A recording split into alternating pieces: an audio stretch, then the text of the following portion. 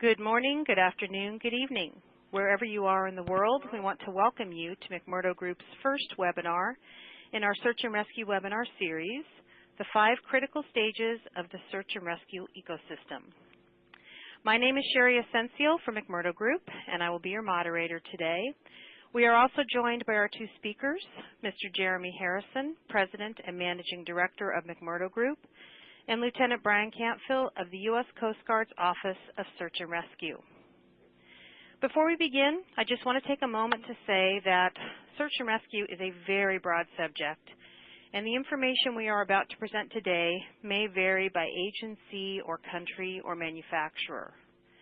This webinar represents our perspective in order to provide the right balance between a high-level overview and detailed technical information. And while we do make reference to certain performance parameters, these are meant to be guidelines, and every rescue situation is unique. I also want to remind everyone that today's webinar is the first of a series of events McMurdo Group is offering on search and rescue. Our next event is on April 24th, and we'll discuss MEOSAR, the next generation in search and rescue satellite.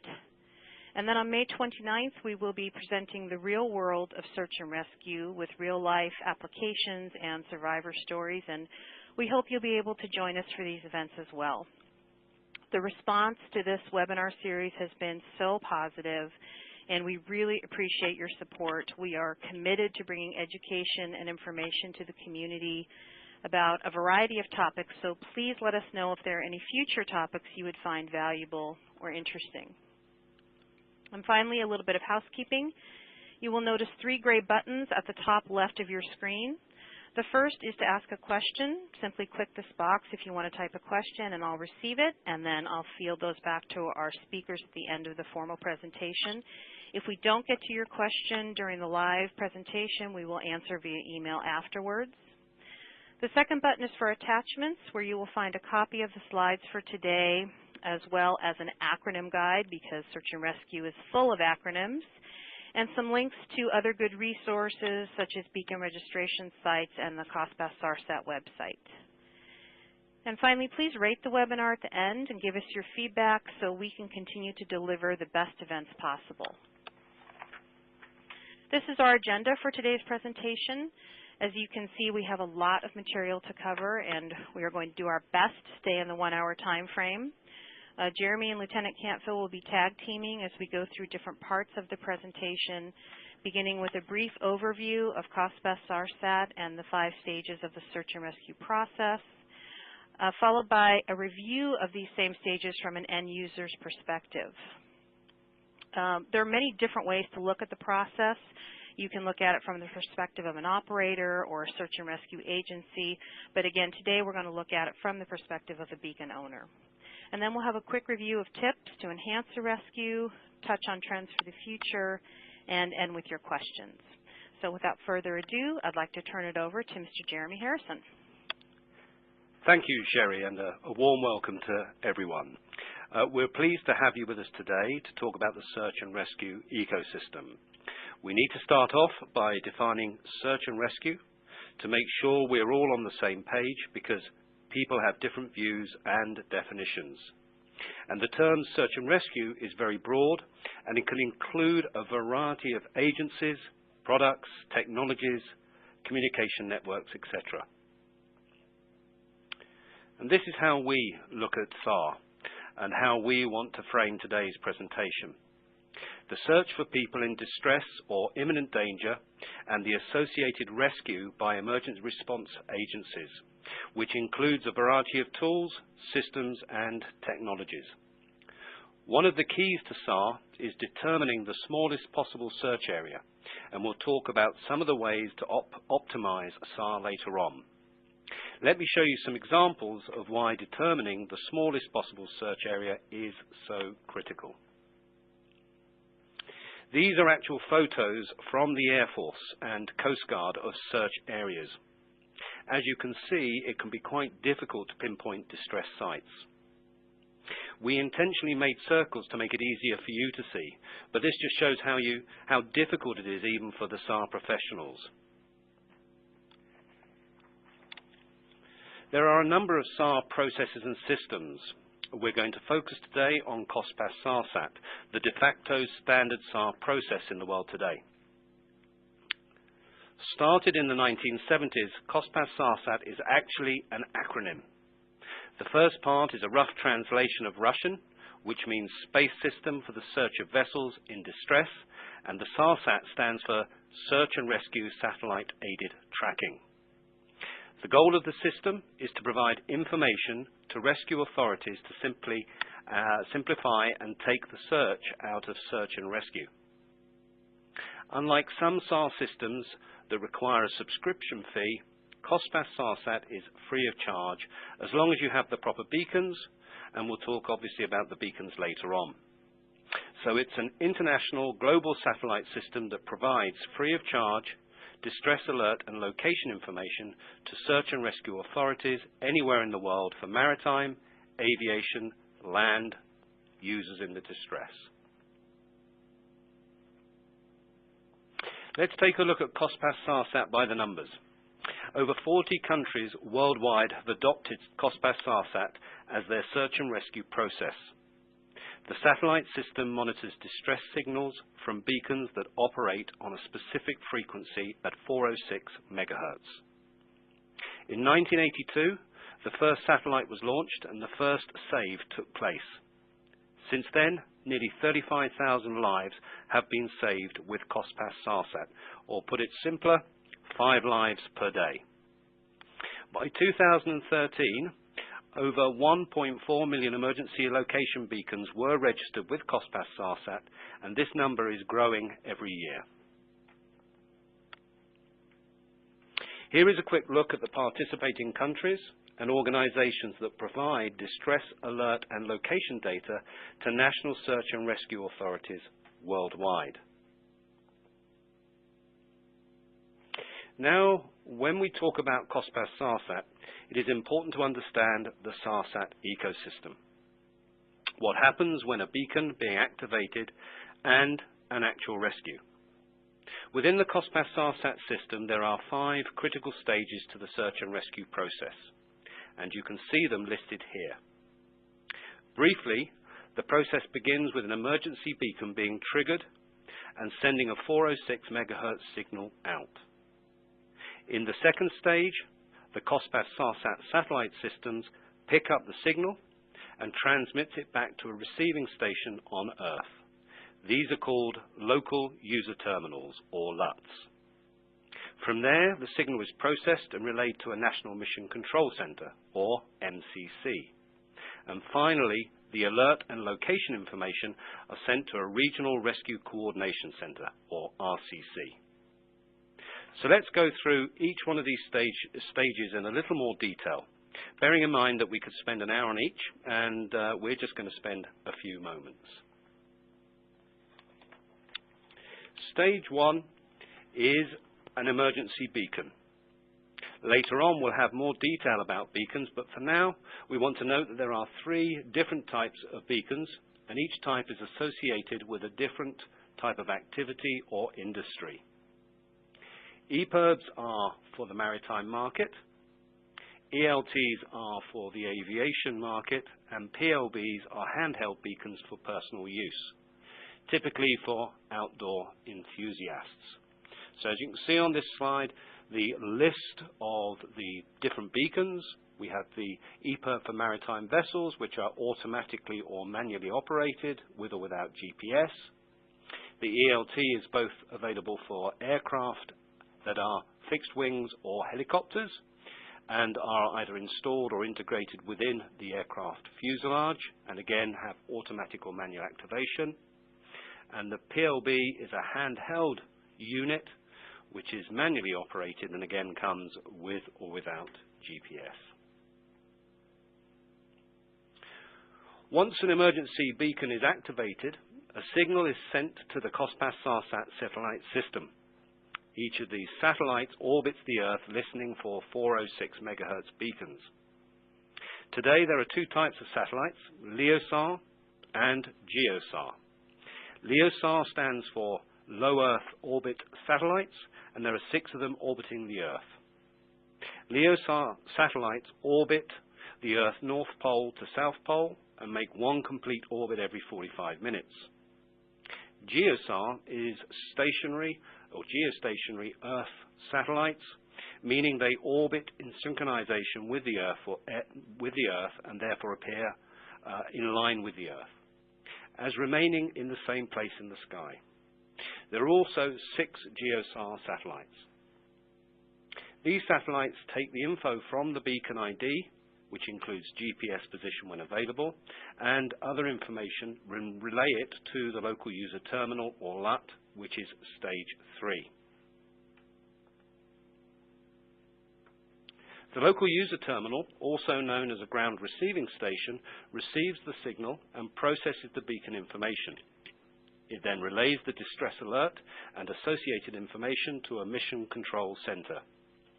Today there are 59 LEO LUTs and 22 GEO LUTs in operation.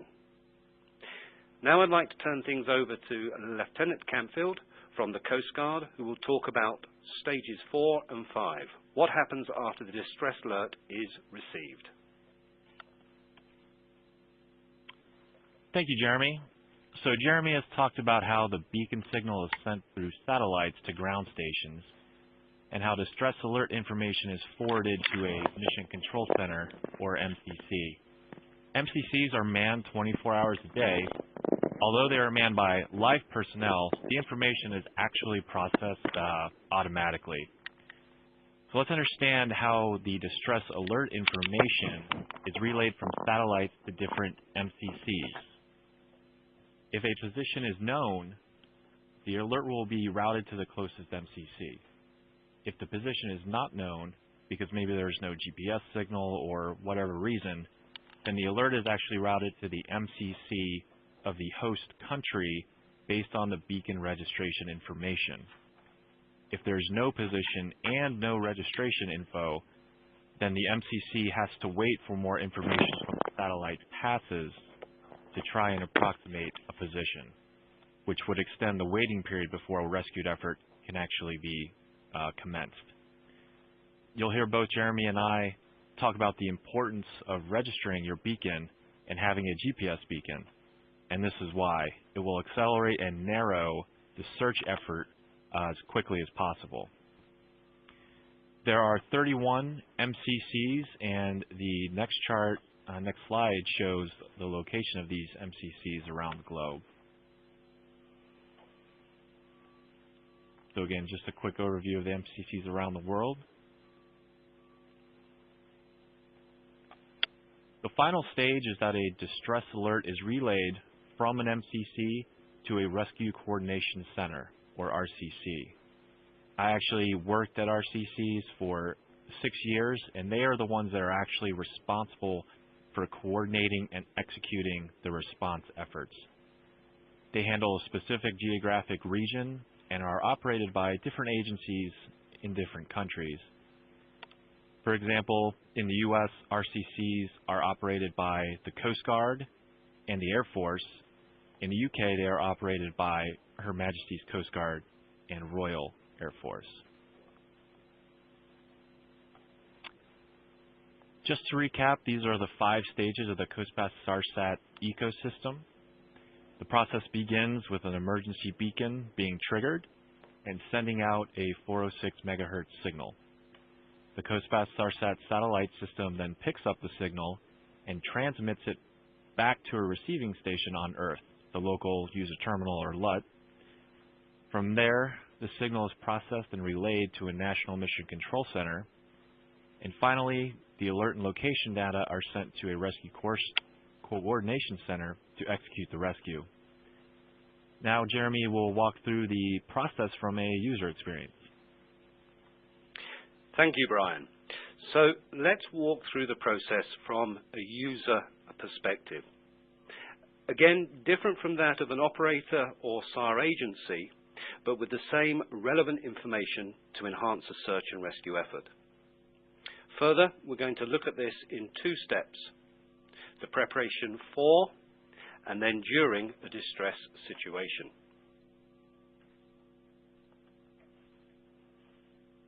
The first thing to consider is choosing the right beacon so the COSPAS-SARSAT ecosystem can really work for you. You should choose a 406 MHz beacon, which is required for many types of ships and aircraft, but not mandated for everyone, particularly leisure beacon owners. Other considerations, as we've mentioned earlier, GPS helps to narrow the search area, and we'll speak to that more in just a moment. Strobe lights help with the visual identification and understanding that there are specific beacons required for specific activities. So, for example, do not confuse a 406 MHz beacon with an avalanche beacon. These are two totally different technologies. The 406 beacon is designed so that it's only operated when you believe your life is at risk or under threat. An avalanche beacon, however, you should switch on at the beginning of a descent down the mountain, so that if you get caught up within an avalanche, then other skiers close by can use your beacon to home in on. As I say, for the 406 system, it is about only activating the unit when you believe that life is in a threatened or distressed situation.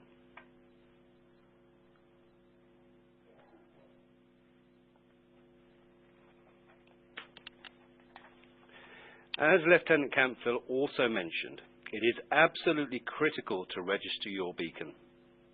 Each beacon has a unique ID number, which provides rescue authorities with key information, which then subsequently accelerates the rescue process. And it's equally important to keep that registration information current, which includes location, contact information, trip details, and also 24-hour contact details before you depart. This can be done through a number of beacon registration websites, such as COSPAS-SARSAT and other national countries sites. This can be done by mail or by fax. We've included links to a few of these sites in the attachments section that Sherry mentioned earlier. We are aware of one beacon owner who purchased and registered his beacon in the UK. He then moved to Australia. In that process, he forgot to update his registration information, so when he found himself in a life-threatening situation in the outback, he activated his beacon, and the rescue authorities were rightfully confused. They called the 24-hour contact, who was aware that the owner had moved, and confirmed that the distress signal was the most likely and valid. A rescue operation commenced, and the individual was thankfully safely recovered. It's also important to self-test. And by the way, always better to self-test in the first 5 minutes of the hour in order to reduce the impact on real alerts. Manufacturers' instructions will vary beacon by beacon, but the message here is to make sure your beacon is operational before you depart so that it is functional in the event of a distress situation. Finally, keep your beacon readily available. We hear so many stories, particularly in the maritime, where in the chaos of a distress situation, the beacon was just too hard to find. It was inside a cupboard or in a location where it was difficult to access. Mount the beacon in an area that is easy to grab. Put it in a grab bag, attach it to a life vest, keep it very close to you. Do whatever you can to be in a position to activate the beacon so that the COSPAS-SARSAT system can pick up your location and relay it to the rescue authorities as quickly as possible. Now that we're prepared for a distress situation, it is important to stress that these beacons are considered as a golden block solution. Only activate it if life is in danger. False alerts are the biggest issue facing COSPAS-SARSAT today because they tax the search and rescue resources and can, as a result, impede real rescue efforts. Okay, moving on to an actual distress situation. It is important to understand how to activate and position an antenna, and this will vary by beacon type. EPIRBs can be activated automatically by a hydrostatic release unit, meaning that the unit will activate upon submersion in water, and the actual switch on is a salt water switch within the unit. They can also be activated manually. ELTs are integrated into the fuselage of the aircraft and can be activated manually by the pilot through a switch on the dashboard, or triggered by gravity sensors or G-switch that activate the beacon if there is an impact or a crash. PLBs have a two-step activation process, and this is done by design to prevent unintentional activation. Whatever the case, make sure the antenna is vertical, above water, and that there is no blockage to the sky. The clearer the line of sight, the better for the COSPAS-SARSAT satellites to pick up the signal. You've activated your beacon. How does your rescue team find you? The typical time for a satellite to receive the first alert is 5 minutes. This can be delayed. As we mentioned earlier, LEOSAR satellites orbit the Earth once every 45 minutes. While they can calculate your approximate position, it takes 1 to 2 passes to gather the information to do this, which can take anywhere between 45 to 90 minutes. GeoSAR satellites pick up the signal almost immediately, but they cannot calculate your position. So if you don't have a GPS beacon, you will be relying on the LEOSAR satellites to help search and rescue authorities find you. After beacon alert is received by MCC and RCC, the response times will vary depending on whether there is a position received with the alert. And this, of course, is determined if you have a GPS within the unit. Without GPS location, the search area is going to be broader and the response time subsequently longer, because the position calculation and validation process takes much more time. In particular, because it requires 2 satellites flying over the beacon. A beacon with GPS will always result in a faster response time and smaller search area, which is why we emphasize this so strongly. Now, Lieutenant Cantfil will provide us with more information from the rescue team's perspective. Thank you, Jeremy. This picture was actually shown in an earlier slide, but I just want to stress how challenging it is to locate a distress site in the marine environment, even if you know the position that someone is in distress. This picture is from a Coast Guard helicopter that was dispatched to search for a life raft with 2 survivors on board. As illustrated in this picture, it can be very difficult to locate objects in the water, especially in inclement weather or heavy sea conditions. However, there are distinct advantages for mariners who have a 406 MHz EPIRB. The RCC will use the information received from the distress alert to create a search area and dispatch the appropriate asset or assets to conduct the search. U.S. Coast Guard search and rescue units actually have equipment on board that can hone in on an EPIRB signal, which would help expedite finding the search object. So a 406 MHz EPIRB greatly increases the chances of a distressed mariner to being located, and also as quickly as possible. As a very brief and broad overview of U.S. beacon response, the Coast Guard is responsible for maritime distress, and the Air Force is responsible for inland distress. The Coast Guard receives about 1,500 EPIRB cases per year, though most turn out to actually be non-distress situations. I cannot stress how important it is to not only register your EPIRB, but to ensure the information is kept up to date. The registration info informs the RCC, again, of the owner's name, contact information, what type of vessel the beacon is registered to, what other life-saving equipment is on board.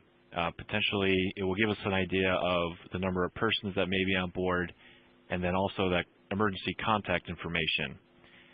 In cases in which the satellites are not able to determine a position, this beacon registration information is essential for RCCs to narrow down a search area. On this slide for U.S. users, you can register and update your beacon information at the NOAA.gov website.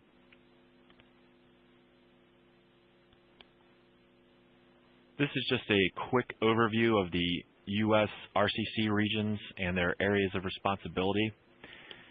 As you can see in this picture, although RCCs in the U.S. are responsible for very large areas, it should be noted that a distressed mariner's location and distance in relation to the nearest point of land and search and rescue units will greatly dictate the speed and effectiveness of response efforts. So for example, you can see RCC Honolulu has a massive area.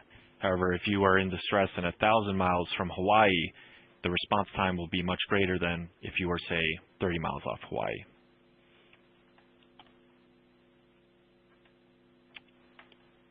To round out the COSPAS-SARSAT process, well, we want to provide some helpful tips for a successful search and rescue effort. We've already talked about these, so we'll just run through them quickly. First, in trip preparation, buy a 406 megahertz beacon, preferably one with a GPS beacon. Ensure you register your beacon appropriately and keep that registration information current. Cannot stress that enough. Perform a self-test before your trip and contact your emergency contact folks 24 hours prior to departing, letting them know your voyage information, number of persons on board, any other pertinent information that you may think is worthwhile. And then always remember to keep the beacon within reach or in a quick place to grab, and set to auto if that's the type of beacon you have. During a distress situation, it's always best to stay in the same location as best as possible. In the marine environment, that can be very difficult.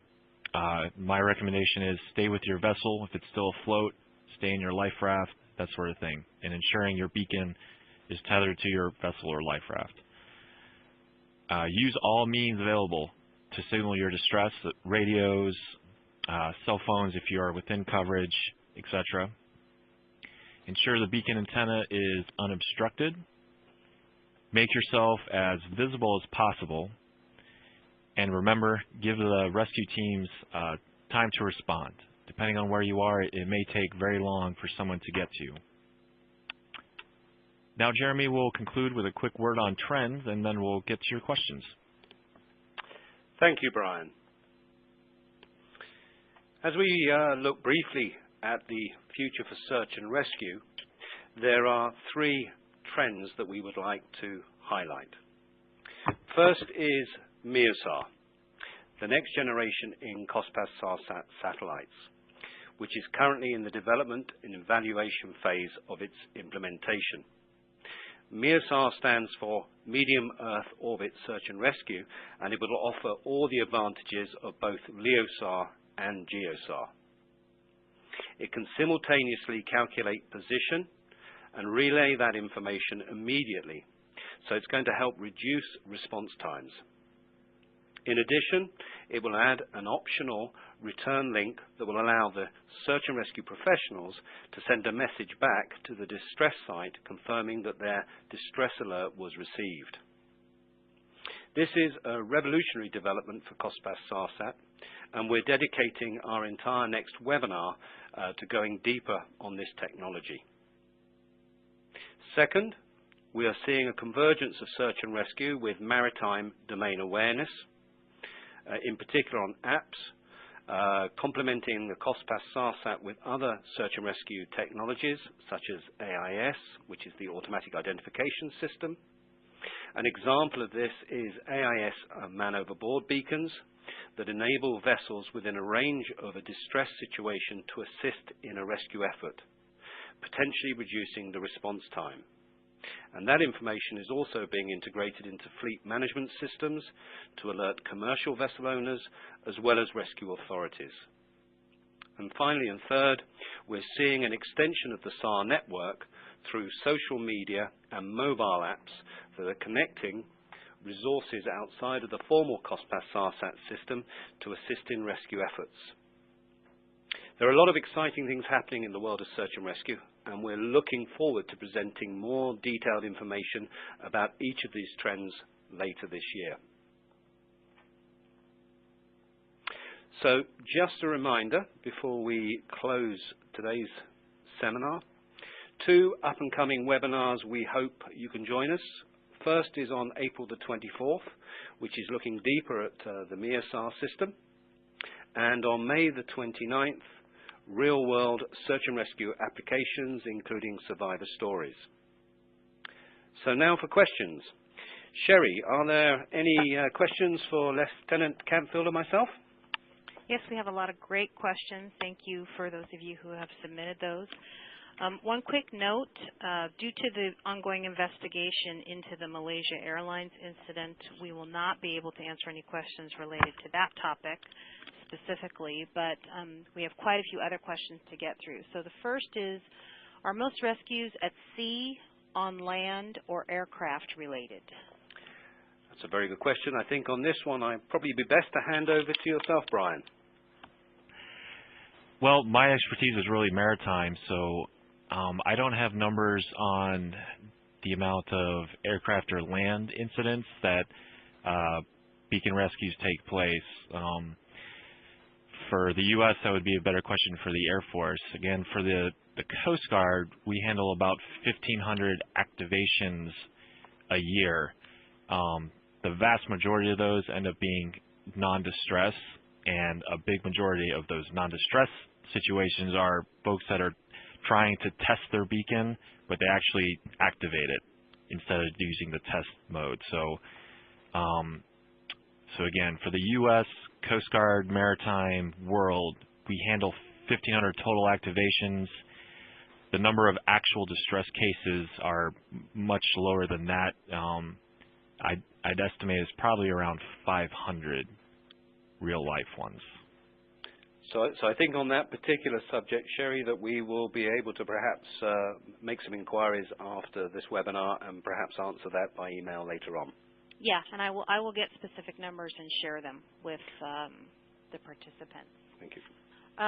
So the next question is, does it really matter what country you purchase or register your EPIRB in, as the information is shared with other countries? That's a very good question. It does matter. There's a number of reasons why. First of all, what the individual national authorities, or what we call EPIRB registration authorities, tend to request is that you register your beacon in the country in which you buy your beacon and where you reside.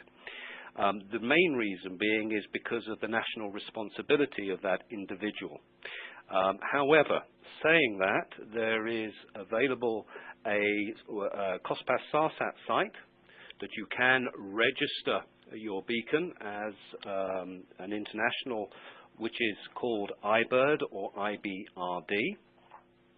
And there you can register yourself, and you will be rescued and looked after just as though if your own country hasn't got an EPIRB registration.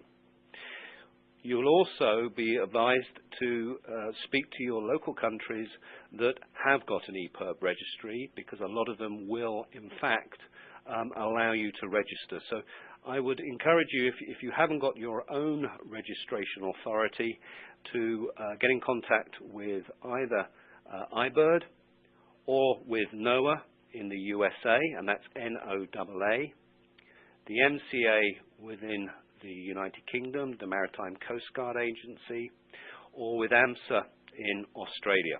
And they will advise you on where best to register your beacon. Okay, thank you, Jeremy. And this is related to that. Can you discuss the procedures that occur when a registered beacon is detected in a country that is not a member of COSPAS-SARSAT?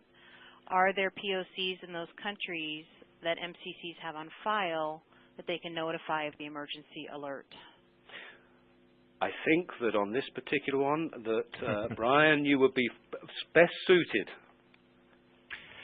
Yeah, so the best way to describe it is, and actually, Sherry, can you just repeat the question just so I know it's can a little answer long. properly? Right. Can you discuss the procedures that occur when a registered beacon is detected in a country that is not a member of COSPAS-SARSAT, are there POCs in those countries that MCCs have on file that they can notify of the alert? Okay, I got it. Basically, the real-world application of that is it will be routed to the closest MCC and RCC that actually participates, and they will do their best to formulate a rescue operation. If it occurs in a country that has absolutely no rescue personnel, we're talking, an underdeveloped country or whatever, the nearest RCC that gets the alert is considered the responsible authority. So they will do everything in their power to effect a rescue. However, it will be constrained by whatever resources are available where the beacon is actually going off, if that makes sense. Okay, thank you, Bryan. Yeah, okay. And I think, if I may just add to that, Bryan, that certainly from our perspective, what we have seen where our products have been in actual use and we've had the survivors contact us, we realize and we know that your services, the search and rescue community, doesn't, at the end of the day, don't really care about politics or nationalities. At the end of the day, if you have an individual or a group that are in distress, we can see that you do everything that is humanly possible to effect a successful rescue. That's correct. And I guess the only point that I was sort of alluding to with my answer was that, the search and rescue community is constrained by where assets and where search and rescue units are located and where they can reach. So, while our reach is in the international community, the entire search and rescue world is very good. It's not, we can't reach every single point in the world. So, we are constrained on what our assets can do. Is a big thing to remember. Yeah.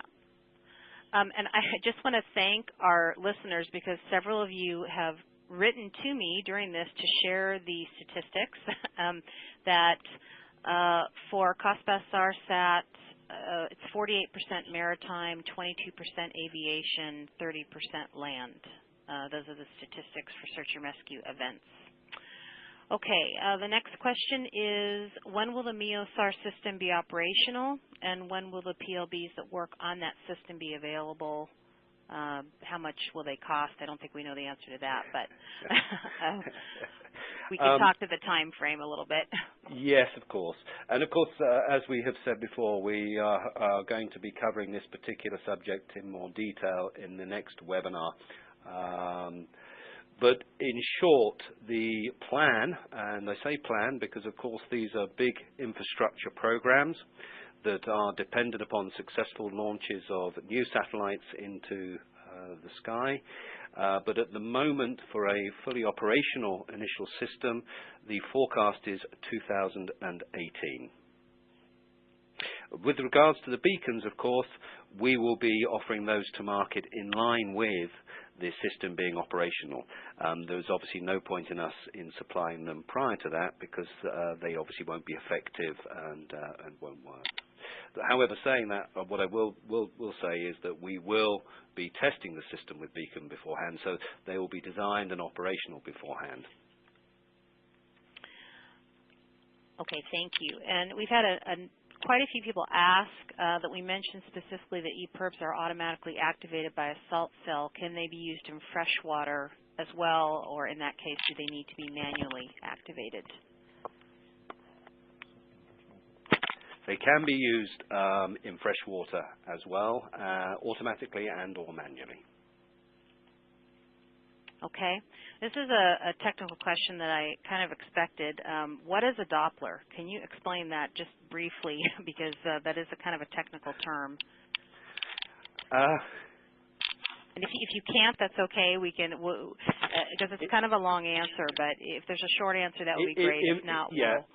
In short, it is basically measuring the frequency difference over time.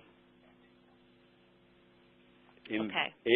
In very short, but I could give it more detail, but I think on this it would probably be better to send the information via an email, because it's not complex, but it's more detailed than that. Yeah, and we have the technical information on that, which we're happy to send anybody who's interested.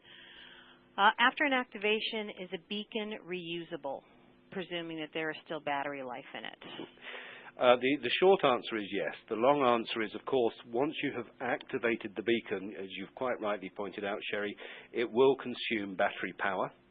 And so we recommend 100% that if you have actually activated the beacon, that you should contact your local service depot or the manufacturer and ask for the beacon to be fully tested and have the battery replaced. The reason being, of course, is that once you have activated, even though it may have only been for a very short period of time, that battery degradation will, in fact, degrade the life of the product considerably thereafter. Okay, this is a little bit long, but it's an interesting question. So what is your vision for man overboard systems? We share the idea that 406 is to alert Coast Guard and man overboard is to get help from local ships. Will there be a future combined equipment with both functions? It's a very good question. From I suppose my own or our perspective, from the McMurdo Group perspective, there is two responses to that. First of all, there is always, from our view, the best option that if you can activate a local rescue through a man overboard device, obviously that has huge advantages of time, and time, of course, is critical in the rescue process. So number one is that the man overboard process we are in favor of if it is a practical solution for individual vessels. Saying that, we also consider that, of course, the 406, the COSPAS-SARSAT solution, that is a global solution, as we have heard today, and it's designed so that, again, if there isn't the capability locally to enact a rescue, then you can rely on the global search and rescue authorities to respond. As regards to combining two technologies, in effect, there is a limited form of that combination already available today, because within each of those products that we have mentioned, the EPIRB, the ELT and the PLB, today there is also, as well as the 406 megahertz transmission, at the same time, the beacon is in fact also transmitting on 1 to 1.5 megahertz. And that 1 to 1.5 megahertz, in fact, is classed as a direction finding frequency. So if the vessel that you were unfortunately falling off of had a 1 to 1.5 direction finder on board, you could then enact a localized rescue by direction finding on that particular frequency. There are discussions going forwards, and I believe there is some preparation work that over the next couple of years we're likely to see for some beacons, some of the 406 beacons, the potential addition of AIS as part of the unit. And that again, of course, will give the opportunity to have the international 406 megahertz transmission, and at the same time potential for local recovery through the automatic identification system. And Bryan, do you have any perspective on man overboard technologies, combined with COSPAS-SARSAT? Not really. That's okay. Just wanted to ask. Okay, then we have so many questions pouring in, so I'm just going to keep going through them.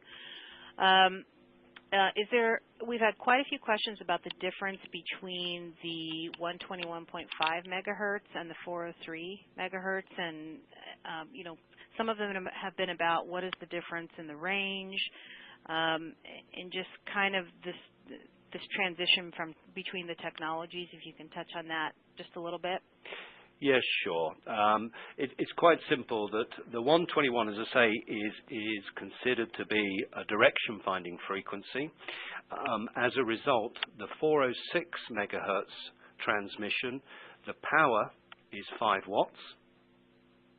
And, of course, what is transmitting specifically is data, whereas the 121.5 frequency is rated at 50 milliwatts. And it's a swept tone. So in effect, it's not sending data, it's just giving a beam. I hope that clarifies. So Okay. it's not giving position information, it's not giving ID information. The 121.5 is purely a radio frequency. Okay, thank you. At low power. Is there equipment available at the non-orbiting satellite level that can track and locate a 406 megahertz beacon? Direction finding equipment, yes, there is. There's not a huge amount, but there are a few units, 406 direction finding units available. I believe, whether Bryan has used them or been made aware of them or not, I believe that the US Coast Guard may have invested in a few 406 direction finders, and I believe that some of the helicopters certainly are fitted with 406 direction finders. What is interesting with those is that the 406 direction finder actually interrupts or picks up on the message that is sent via the beacon to the satellite. So it's actually able to, in most cases, decode the 406 message. Subsequently, from a direction finder, you are able to get the beacon ID and also, if it's transmitting with a GPS latitude and longitude, the position fix of the beacon. Bryan, I don't know if you have any experience with using such devices yourself?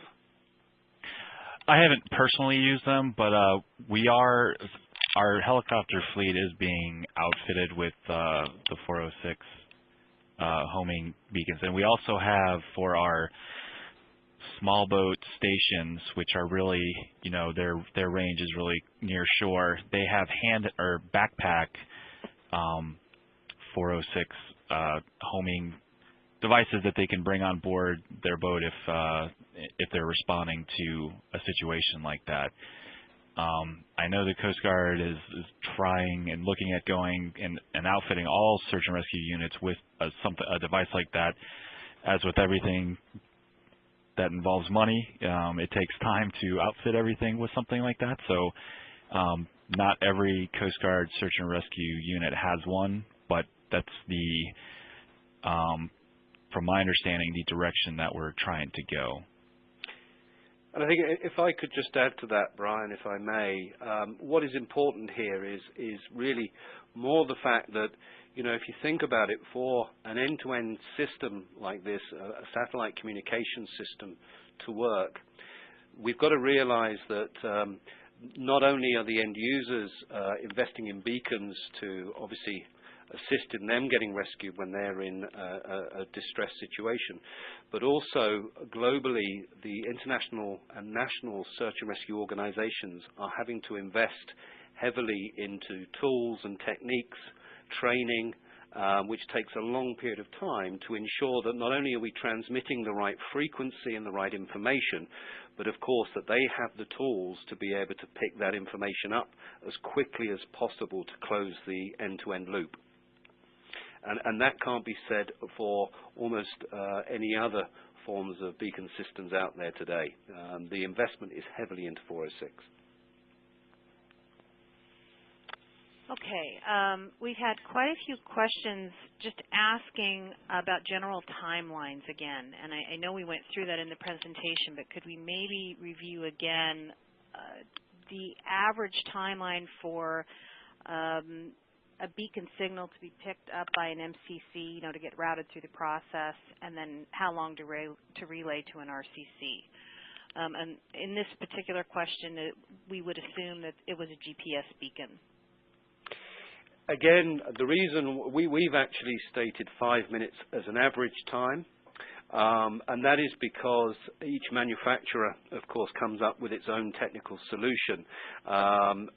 We are looking at a minimum time of around about 55 seconds, but we have chosen 5 minutes to be an average time, which covers all of the beacons in the marketplace.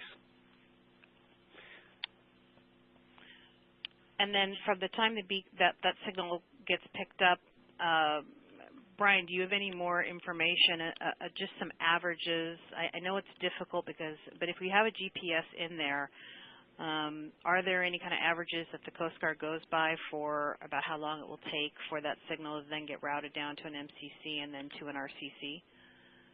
Or is just every situation unique? Every situation is a little bit unique. I don't have too much insight into, the data processing time that it takes from an MCC to an RCC. Most of my experience is really being at the RCC level. So at that point, I'm in the position at an RCC is we have now received the alert, so we just run with it.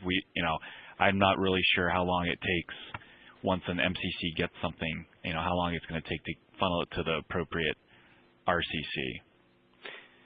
But going back to my original statement on the 5 minutes, I think it's fair to say that once that signal has been transmitted, if it has GPS information in it, then that will be relayed almost instantly through the satellite system. So technically, it will be just over the 5 minutes that the message will actually get transmitted from the beacon and then is retransmitted down to a ground station.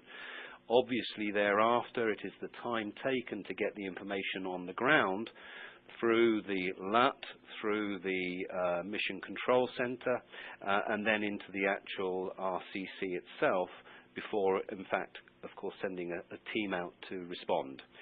So from personal experience, I can tell you that probably the fastest I've heard of somebody being rescued from actually activating the beacon is probably in the region of about 30 minutes.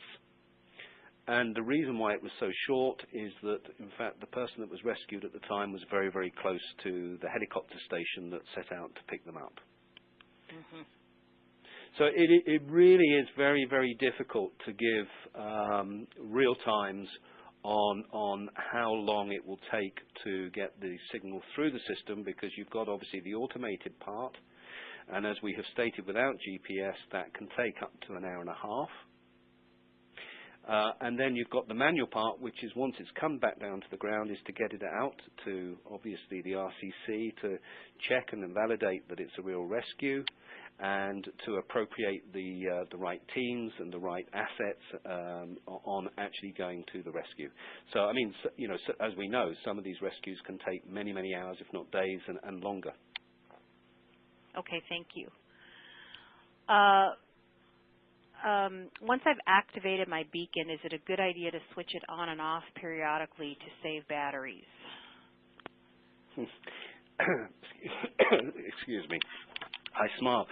That, of course, was a technique that was used some years ago by a gentleman called, I think it was Tony Bullymore at the time, who knew he was a long way away from the coast, and managed through that process to prolong the life of the beacon. I think it was over a 4 or 5 day period while his boat was upturned. I think it was in the Indian Ocean. But anyway, the short and long answer.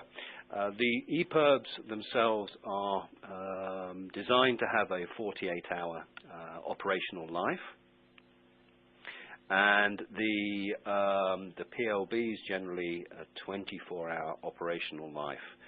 The ELTs are also a 48-hour life, I believe. But the point being is, I think it's really down to the end user. On the basis that the more remote if you are in an extremely, under normal circumstances, I would say no. But if you're in an extremely remote location where you know that it's going to take many days for the search and rescue authorities to enact a rescue, then that decision could be made. But that's a personal decision. The risk you take in switching the unit on and off is if you don't do it for, switch it on for a long enough period, your signal may not get through. And your signal could also be considered to be a false alarm. So in that case, if you know that you're going in advance into a very risky area, that it would take a very, very long time for the SAR agency to respond, I would say, again, going back to what we emphasized earlier on, make sure that your trip information is registered before you leave.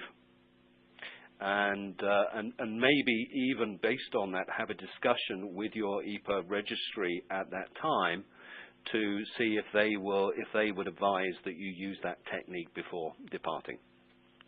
And they will talk to you about it. They'll be happy to do that, I'm sure. Okay, great. Brian, what's your view on that? Do you have a view? As a search and rescue responder and coordinator, I would agree with what you just said. Under normal circumstances, you should keep your beacon activated, unless it's some sort of extreme condition where you are in a really remote location. It's really best to keep it activated because the satellites are going to continue updating your position information. In the marine environment, when you have things such as wind and currents and waves, it's going to affect, you're not going to stay in one place. So keeping your beacon activated will continue to update the RCC on where you are drifting or where you are going, because you're not going to stay in one spot. That might be a little different from the land perspective. I can't really comment on that, but from the marine perspective, I would definitely say, unless there's some extreme situation, you should keep your beacon activated continuously. Okay, great. There have been so many great questions. We really appreciate them. We have not gotten to many of them, but as I said earlier, we will respond to all the questions by email. We want to thank everyone for your participation in this webinar, and thank you to our speakers, Jeremy and Lieutenant Cantfil. And we'll be sending you all a link to the recorded presentation, which can be viewed on demand, and we encourage you to share this with your networks. And we'll also be sending you a search and rescue primer, a document that we've created which goes into a little more detail about each of the 5 stages in the COSPAS-SARSAT ecosystem. And we look forward to seeing you at future events, and please feel free to reach out to me personally with any comments, and don't forget to give us a rating on the presentation. And we wish you all a good day. Thank you so much.